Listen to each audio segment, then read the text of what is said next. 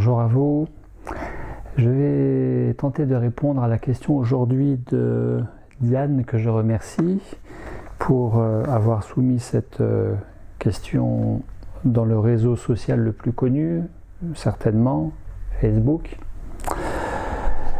Alors, petite question, en vivant de plus en plus de lumière, nous sommes alors plus exposés au soleil. 3 points de suspension. Toutefois, personnellement, je n'utilise rien pour le moment pour me protéger. 3 points de suspension. Mais j'ai besoin de savoir si danger il y a. Merci pour vos magnifiques vidéos que j'ajoute régulièrement. Merci Diane pour ce compliment. Alors, qu'est-ce que vous en pensez de la question de Diane? En vivant de plus en plus de lumière, nous sommes alors plus exposés au soleil. Est-ce que c'est dangereux, considérant que Diane ne fait rien de spécial pour se protéger? Peut-être comme vous aussi.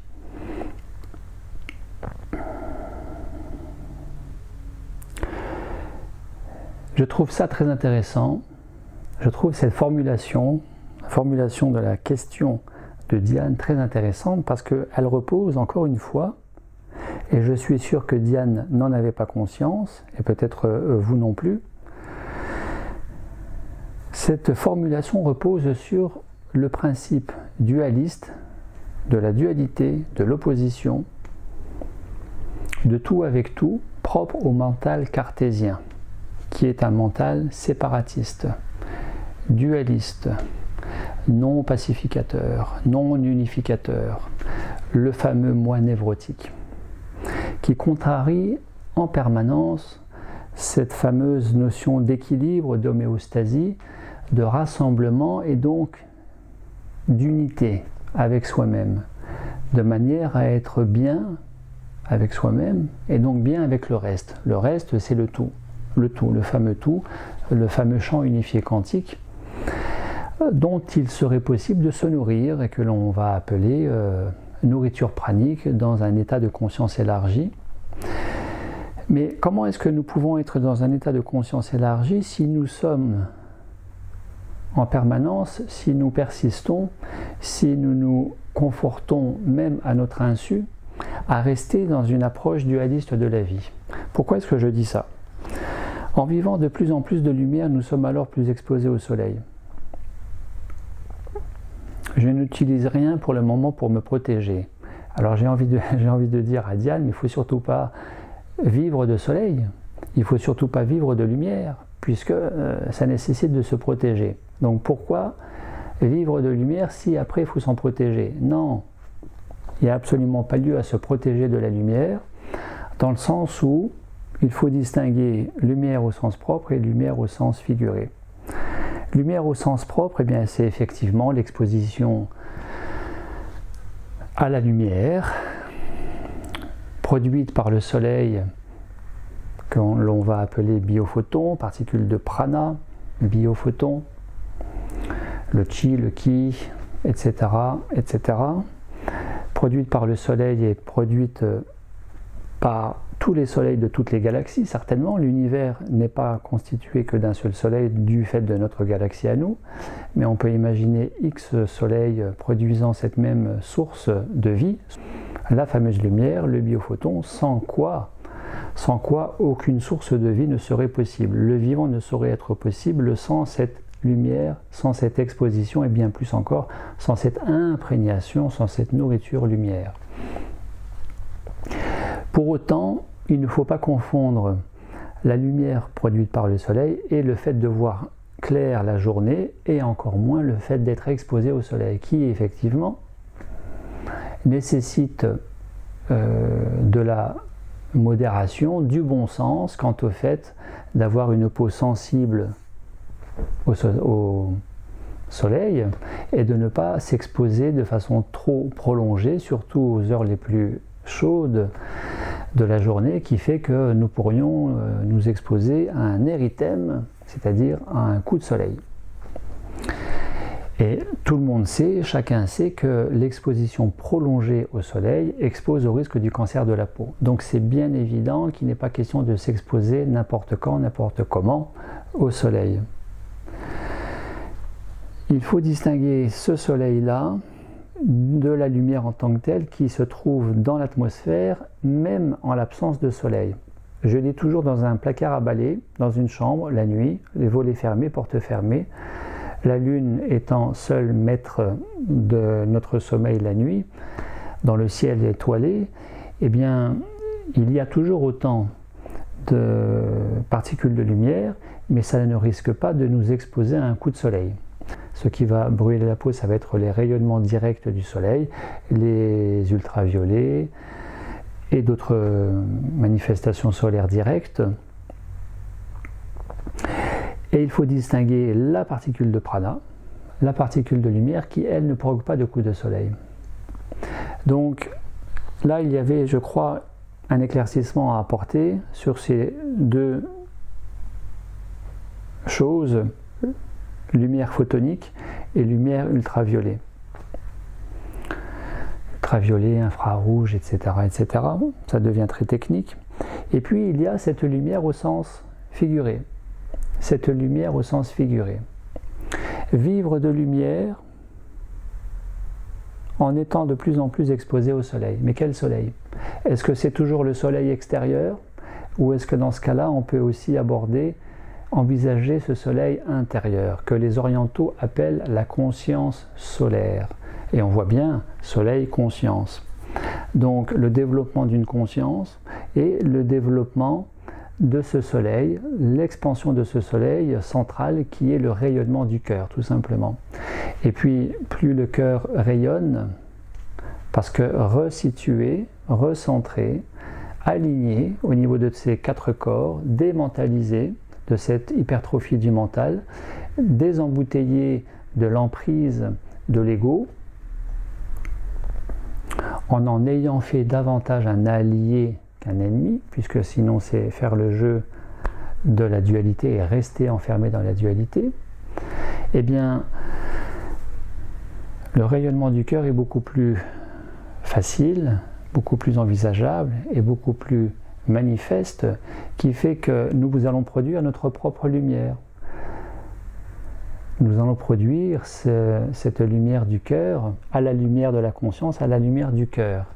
Et dans cette deuxième cas de figure, la lumière du cœur, pourquoi s'en protéger?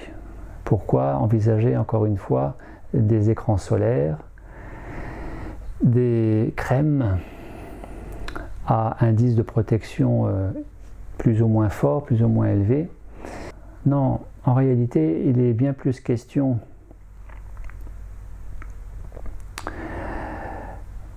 par le biais d'une nourriture, d'un support pranique, d'un éveil de conscience du cœur et d'un rayonnement du cœur en tant que tel, de l'être solaire que nous sommes, de l'être de lumière que nous sommes, plutôt que de s'exposer au soleil directement. Plus nous nous reconnectons au cœur, plus nous renforçons notre équilibre de ces quatre corps, physique, mental, émotionnel, spirituel, plus nous avons détoxiné sur le plan physique, plus nous avons déconditionné sur le plan mental, émotionnel, plus nous avons fait des trous dans l'ego, c'est une image, donc plus la lumière extérieure peut passer, plus nous pouvons permettre à cette lumière intérieure, qui est l'énergie du cœur, qui est le cœur en tant que tel, de rayonner. Et bien évidemment, nous pourrions détailler ces différentes facettes du cœur qui doivent aussi se développer de façon harmonieuse en lien avec l'être total que nous sommes, le cœur biologique, le cœur affectif, le cœur électrique, puisque vous savez que le cœur a son circuit électrique mesuré par l'électrocardiogramme, le cœur électromagnétique. Nous savons maintenant que le cœur, depuis quelques années, nous savons que le cœur produit un champ électromagnétique qui est très bon à la santé, très bon aux défenses immunitaires et qui influence directement la neuroélectricité et la neurochimie du cerveau. Il y a aussi ce cœur hormonal, puisque le cœur produit une hormone, entre autres hormone de l'amour, qui est l'ocytocine, que les mères transmettent à leur bébé dans l'allaitement. Et puis il y a aussi ce cœur spirituel. Ce cœur spirituel, le Sacré-Cœur ou la conscience solaire pour les orientaux, le Sacré-Cœur pour les occidentaux, et puis en lien avec cette dimension spirituelle du cœur, eh bien le thymus. Le thymus qui est une glande endocrine atrophiée chez l'adulte et qui se trouve derrière le sternum, juste derrière. Et donc, en lien avec ces différentes facettes du cœur, eh bien, vivre dans la conscience éveillée ici et maintenant de cette expansion du cœur, de ce rayonnement le plus lumineux, le plus intense possible, de la lumière du cœur. Alors, pour répondre à Diane, non, il n'y a pas à se protéger de ce trop, quand bien même trop, d'exposition de lumière du soleil, à partir du moment où c'est davantage ce soleil intérieur dont il est question. Et puis, la petite subtilité que je m'autoriserai à vous suggérer, c'est que plus je me connecte à moi-même, moi je m'aime, dimension affective de l'être envers lui-même, que bien des individus confondent avec l'ego. Non, s'aimer, c'est une prérogative légitime chez tout être humain, et c'est véritablement ce qui résout la plupart de nos soucis, de nos difficultés de vie, de nos problèmes de santé, de nos problèmes relationnels, de nos problèmes existentiels. L'amour est un véritable, plus que médicament, est un véritable alicament. Aliment et médicament deux en un. Donc plus je rayonne du cœur, plus je m'aime, plus je m'accepte tel que je suis, plus je suis dans l'unité avec moi-même, et plus je vais être naturellement imprégné aussi de ce soleil extérieur que tout le monde connaît, et moins ce soleil extérieur ne va m'agresser et ne va nécessiter que je m'en protège avec des crèmes solaires et autres. Avant mon aventure pranique, avant 2012, j'étais quelqu'un qui avait une peau blanche et qui rougissait et qui pelait. Ça a duré toute ma vie, jusqu'à ce que le prana débarque dans ma vie de façon plus consciente, plus formalisée. Et j'ai été progressivement étonné de constater que je n'avais plus forcément besoin de me protéger comme je le faisais avant avec ces crèmes solaires, que non seulement je ne rougissais plus, mais que je ne pelais plus non plus. Encore cette année en Corse, au mois de mai, en Tunisie en février, et puis récemment au Québec, c'est-à-dire ce mois-ci, en juillet, j'ai constaté une fois encore que la peau se porte très bien, et depuis je n'ai plus besoin, depuis ces 3-4 années, je n'ai plus besoin de mettre quoi que ce soit sur ma peau. C'est quand même fantastique. Autre détail, dans la relation au soleil, dans l'exposition directe au soleil, avant 2012, je portais systématiquement des lunettes de soleil quand je conduisais, quand il y avait un peu de soleil. Alors bien sûr, quand il y en avait davantage, et quand il y avait plein soleil, je mettais forcément, systématiquement, mes lunettes. J'ai les yeux clairs, j'ai les yeux bleus, les yeux gris en fonction du temps. Et nous savons tous que les yeux clairs sont entre guillemets plus fragiles que les yeux marrons, que les yeux noirs, que les yeux foncés. Eh bien, c'est pareil, naturellement, je n'ai ni plus envie, ni plus davantage besoin de porter des lunettes quand je conduis, quand je suis à la plage, quand je suis à la montagne, quand je suis en pleine exposition au soleil. Non pas que je force les choses et que je me mette en danger, pas du tout, loin de là, je n'ai rien à tester, rien à chercher, rien à provoquer. Naturellement, ma vue s'est améliorée puisqu'il y a eu une détoxination. Je ne porte plus les lunettes que je commençais à porter en 2012, 2011, 2012, mais en plus je ne porte plus mes lunettes de soleil qui restent en permanence dans la voiture, puisque je ne les ai pas forcément retirées à ce jour. me disant que peut-être un jour j'en aurais besoin. Donc c'est vrai que par très forte luminosité, dans le sud de la France par exemple, ça peut m'arriver de les mettre, mais vraiment très très rarement. Je les mets pas 10 heures dans une année. Et puis, petite finesse aussi, c'est que porter des lunettes, c'est aussi porter un style, porter un genre, avoir un look, un certain look, et donc nourrir, renforcer un certain paraître. Plus vous vous détachez de ces pseudo-vérités du mental égotique, dont font partie aussi les stratégies du paraître, plus vous vous nourrissez de l'authenticité de l'individu qui lui est tel qu'il est, moins vous avez besoin d'artifices, d'artefacts, de subterfuges, de béquilles, je dirais d'orthèses, de cannes.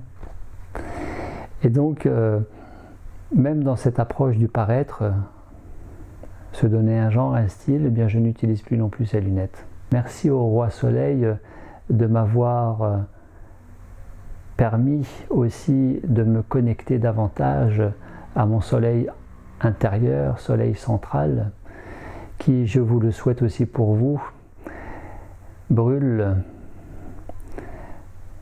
très intensément aujourd'hui chez moi et que je transmets aujourd'hui directement par cette vidéo, mais aussi que je transmets indirectement dans toutes les vidéos que je fais, pour lesquelles Diane me remercie en disant « Magnifique vidéo que j'écoute régulièrement, eh bien il paraît que ces vidéos sont nourrissantes, alors nourrissez-vous-en ». Cela me fait très plaisir et surtout ça me conforte dans l'engagement que j'ai pris envers moi-même il y a de cela 5 ans, que d'être juste et le plus transparent avec moi-même, c'est-à-dire authentique, authenticité du cœur. Puisque nous parlons de l'exposition au soleil et du besoin de se protéger, nous avons trop tendance à penser que la nourriture solide et liquide qui passe par la bouche est la seule nourriture, mais il ne faut pas oublier que toutes les crèmes, tout ce que vous passez sur la peau, aussi pour se protéger du soleil, constituent certaines sources d'intoxication chimique sur le long terme et peuvent potentiellement provoquer des dégâts de santé dont je ne nommerai pas le nom puisque ça relève du diagnostic médical. Merci à vous et puis merci à Diane. Une invitation indirecte nous est faite par Diane de rayonner dans l'authenticité du cœur et de ne plus se protéger de ce rayonnement du cœur par ces stratégies conscientes ou inconscientes d'auto-sabotage, d'interdit de vie, de mésestime de soi. Nous allons parler de plus en plus de tout ça. Encore aujourd'hui, ce matin au téléphone, une personne me disait, Bruno me disait qu'il ne s'aimait pas, le rayonnement du cœur. Eh bien, il y a beaucoup de choses à dire par rapport à ça, ce qui va faire l'objet d'une prochaine conférence. Alors, belle fin de journée à vous, sous les sunlights, sous les tropiques de votre cœur intérieur. À bientôt.